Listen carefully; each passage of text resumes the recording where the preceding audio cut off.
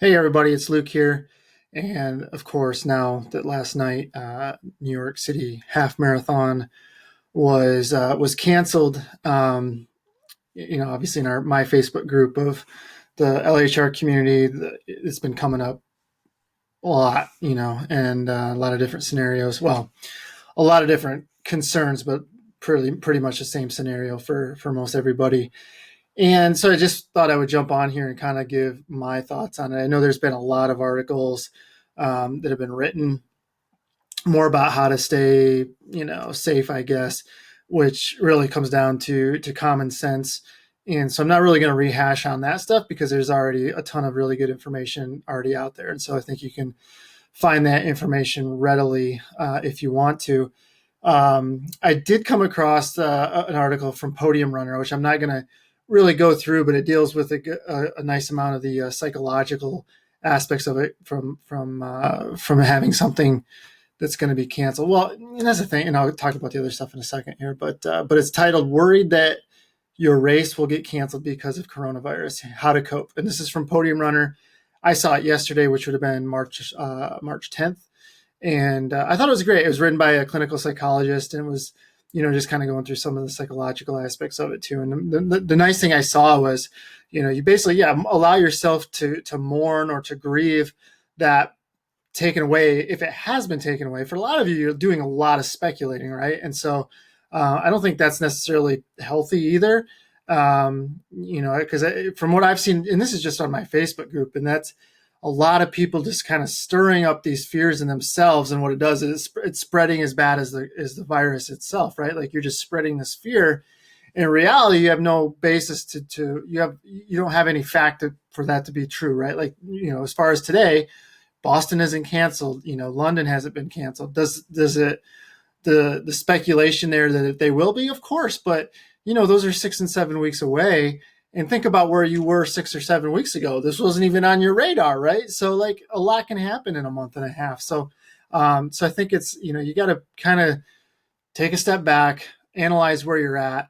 If you're one of those people where a race has been canceled, yeah, for sure, grieve that. But then you've got to decide how you're going to handle that moving forward. And if you've read The Brave Athlete, I've cited that book a number of times. And it's like, same thing with like a bad race. You allow yourself 24 hours to grieve, take it out on whatever, to a safe degree, and kind of get yourself in your cocoon and mourn and throw your party to yourself for a day or so. And then you get out of it, and then you go into the mode of, okay, now what? Now what are we going to do? How are we going to handle this? And so that's where I think a lot of people should be now. I think if you found out yesterday that the half marathon was canceled, then yeah, you're still in that grieving process. But it's dangerous to linger in that too long and feel sorry for yourself for a long period of time. It just breeds things you don't want to get messed up. And so, but that article, go ahead and check it out. It's like a 5-minute read. I thought it was really good. So I don't want to go into that stuff. I just want to talk about, okay, what are our options, right? And here's my 3 options that I wrote down. What seems reasonable at this point. And this is really more in reference to early spring marathons. I'd say through the month of April. After that, I don't know. I mean, we're already towards the end of flu season. I feel like naturally you're going to start seeing this naturally decline anyway. But again, you don't want to speculate. You just want to just see where we're at. So right now we're looking at 6 to 7 weeks out. What are our options? The first one is to throw in the towel completely. And that's just putting a lot of speculation into it as well, because you're putting a lot of emphasis on the event itself, and that's really your source of joy. And so I'd be careful of that. And so I've seen, and I'm just going by what I've seen in my Facebook group, where people are just so, really kind of distraught about it. And so they've basically just stopped training. And I guess that's fine. But my question would be, what are you going to do if it's not canceled? Because then if you spent 2-3 weeks feeling sorry for yourself and getting in a state of depression and didn't train, how much worse is that going to be made when it's like, oh crap, they are having the race. Oh no, now I've lost my fitness. What do I do? So you got to be careful with that. I think if you throw in the towel, you're throwing it in, right? Like that's it. I'm just going to base train. I'm going to take my time off now. I'm going to base train. and I'm just going to ride out this storm until, I can start training for something else, and the fears of travel are gone, right? And so that's where I think you have to be. Because that's my biggest fear. If you're speculating now that it's going to be canceled in a month and a half and they don't cancel it, but you've set yourself up to where it's not going to be really viable, or you're going to go and you're not going to be happy because you spent 2 or 3 weeks not really doing anything, do you really want to be in that position either? So I think you have to answer those questions. Second thing, full steam ahead. Put the blinders on, go till they tell you to stop. Wait, like unfortunately for the New York City half, it was Tuesday. The race is this weekend. That's not a lot of time to make that up as far as like, okay, how do I adjust my travel? Am I getting money back? Am I getting hotel back? My race fee? And to me, honestly, I thought their policy for their refund was bullstein. I thought it was ridiculous because they're basically saying, we'll refund you, or you can get a guaranteed entry next year, but you got to pay again. I thought that was pretty ridiculous, right? So now I'm already going to be out all this money, and then you want me to spend it again when I didn't even get to do it the first time. I personally, I didn't like it, but whatever. It is what it is. Not my baby. So, but then you're basically shutting it down. Just wait for the smoke to clear. If it does end up getting canceled, you get into a situation where they cancel Boston a week before. Just say, okay, I went as far as I could. I got as fit as I possibly could.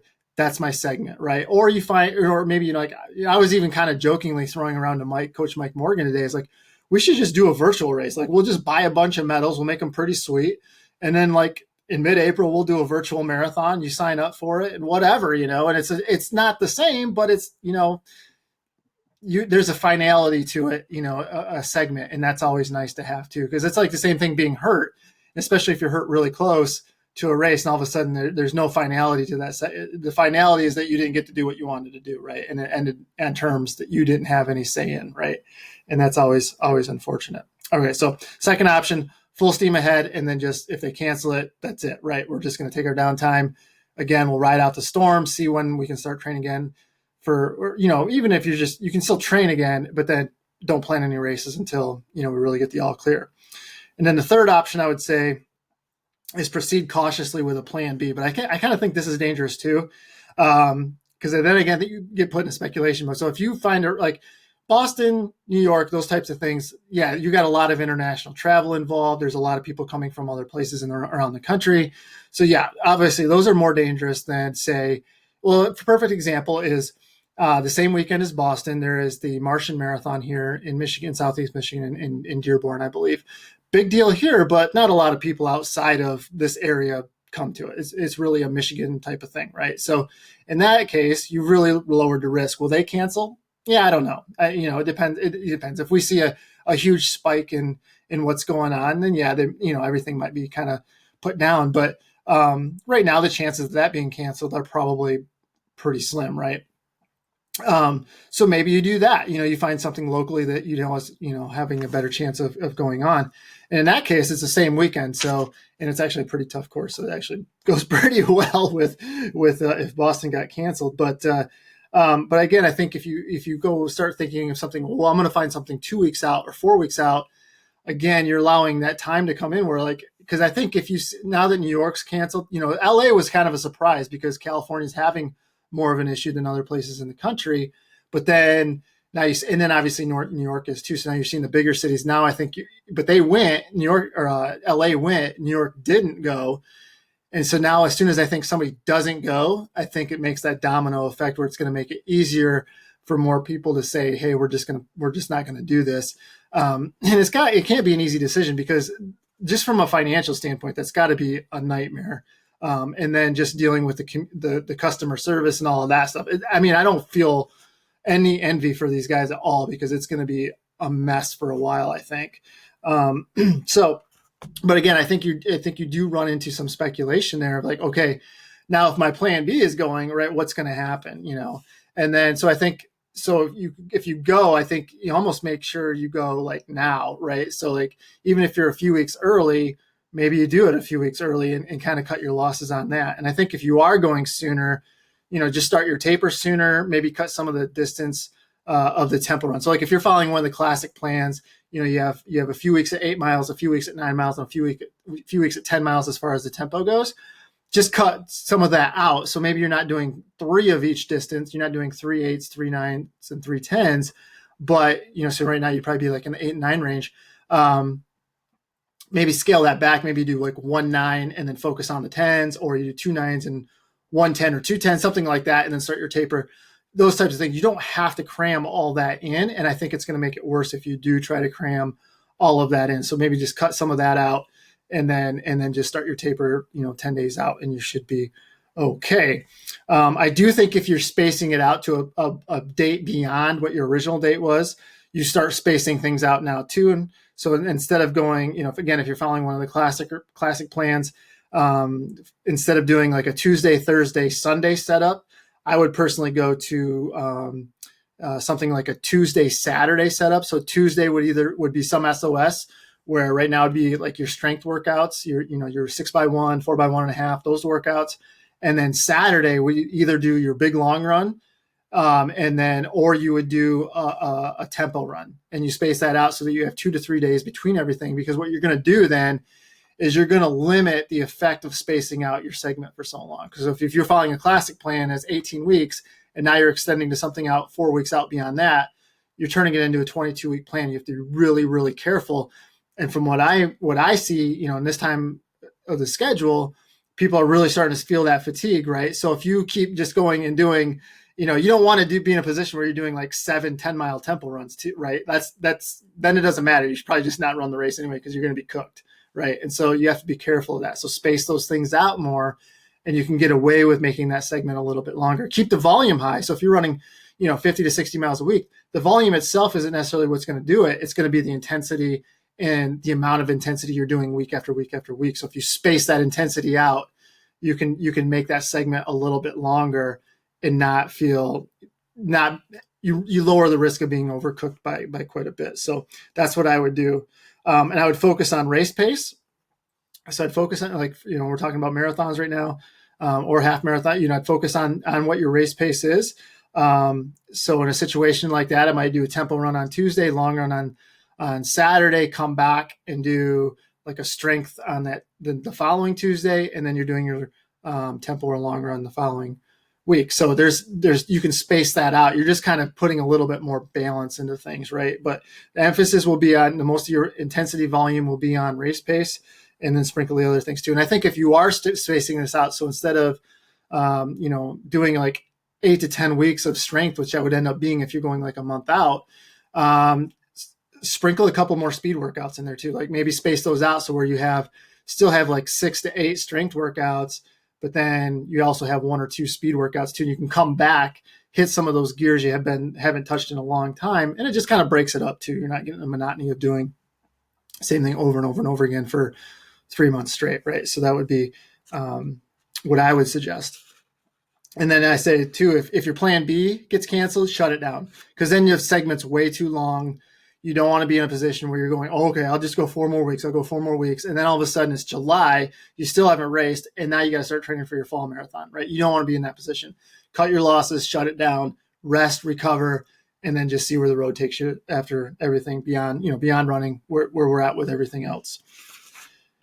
Whew, okay. And then once you do that, shut it down, take a rest, say take a week, 2 weeks off. If you've really extended your segment out, I would really take 2 weeks off. It doesn't have to be complete rest. I really wouldn't be running, but I'd be walking, cross training, things like that. Something light where you can actually recover from what you've trained for, and then maybe get into a base building segment just to kind of kill some time, but just build your general fitness back up. And then you can specialize. Maybe you do a short speed segment, and that'll take you into the summer. Because you think about it, if you get to the week before Boston, they cancel it, and you find a race 4 weeks later. Now you're mid-May. Say that goes fine. Either way, if it goes fine or if it doesn't, it gets canceled, it gets shuts down. You're taking 2 weeks off. Now you're talking about being the first part of June. And then you can do 4 weeks of base building, the first part of July. And then by then, things are going to be probably in an entirely different thing. Fall marathons, and then you can start training for a fall marathon and hopefully move on with everything and be okay. So that's really where you're at, because it doesn't seem like a lot, but I mean, think about it. If that you break it up into those little things, all of a sudden it's June, July. What are you going to do, right? So I would say shut it down and get ready for something that you can really kind of be in more control of what's gonna be able to happen. So, and then we open up the whole can of worms of, okay, well, is Boston qualifying going to be pushed out later? Now you're competing. If Paris and Rome are doing their marathons in the fall now, how's that going to affect other fall marathons? I don't know. And I'm glad I'm not in that mess, but we'll have, as coaches and, stuff like that, we'll actually have, obviously we'll have to work around that, but I'm glad I'm not in that decision-making process. So that's what I would do. I think those are your three best options. Some are better than others. Ultimately, it's going to depend on what you're going to be able to be content with and how you will yourself be able to move forward with everything that's going on. So check out the article I mentioned earlier too. I think that's a great psychological component to it. And then just think about those three options and see where you're at and go from there. So that's it for today. And just stay safe, stay sane, wash your hands, and don't get caught up too much. All right. I'll talk to you guys later. All right. Bye-bye.